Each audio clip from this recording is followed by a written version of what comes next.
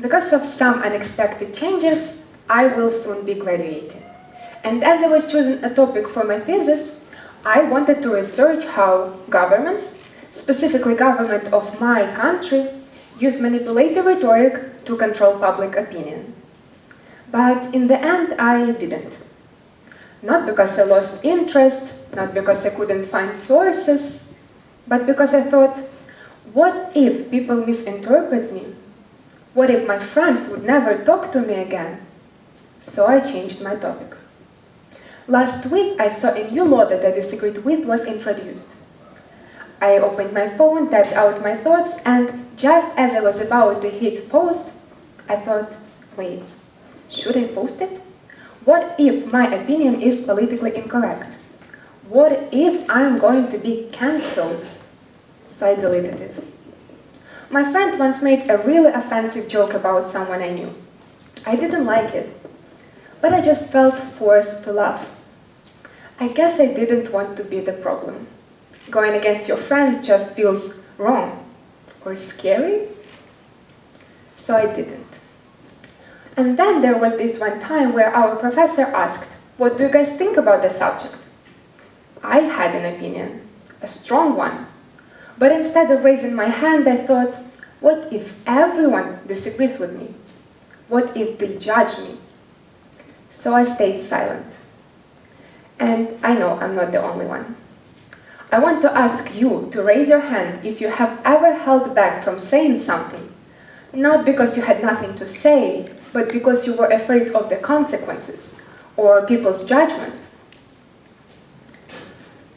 We often think of censorship as something imposed on people by governments, dictators, some big, scary, oppressive regimes, but what about the censorship we put on ourselves? The truth is, self-censorship is quite a universal experience, and it happens everywhere, including in this room. Some of you probably wanted to raise your hand, but didn't. And that right there is self-censorship in action. Consciously or unconsciously, we monitor our words, thoughts, actions, and based on internal judgment, we either express ourselves or choose to stay silent. While to some extent this phenomenon can be beneficial, it can maintain peace and harmony.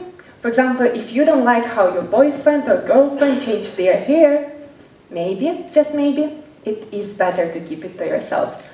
But on a larger scale, self-censorship may lead to oppression and disappearance of freedom. Silence. Before social media,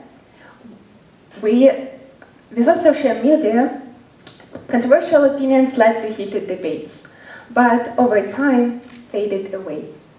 Today, every comment is archived indefinitely on the internet.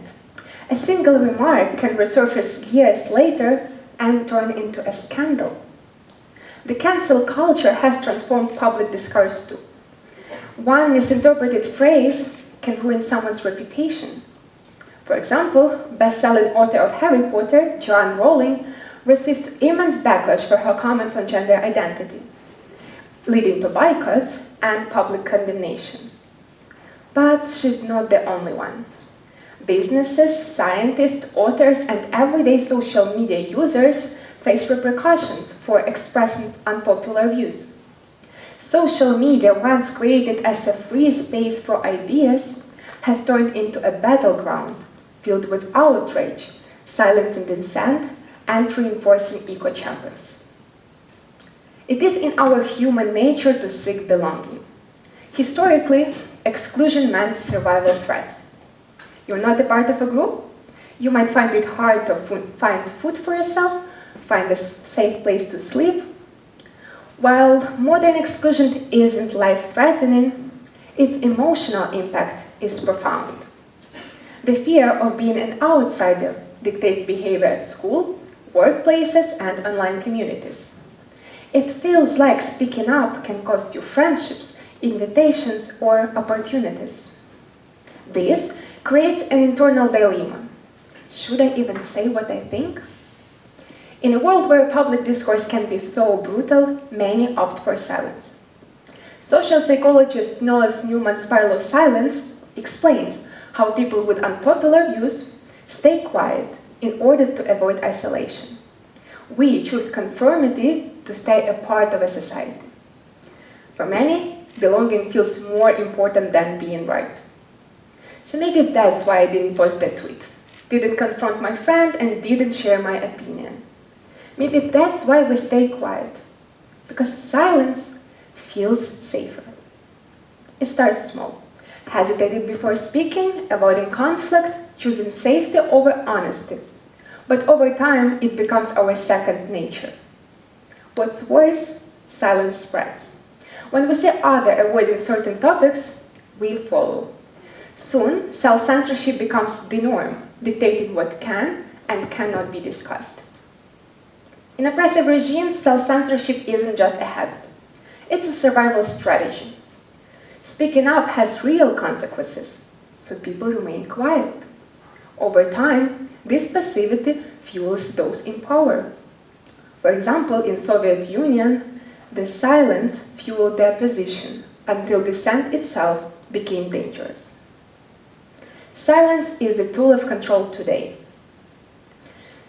Government silence opposition, media filters out the general ideas, and the public discourse is shaped by fear. As propagandist Joseph Goebbels said, a lie, repeated enough, becomes that truth. And as long as we stay quiet, we allow the false narratives to flourish.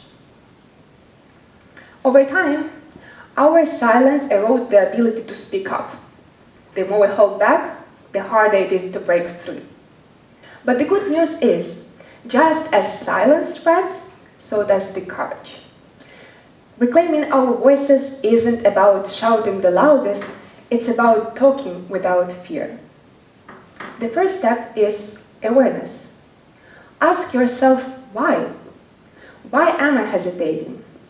Am I trying to protect someone, protect myself? Am I scared to be excluded or cancelled? But what's more important, is the threat real or imagined?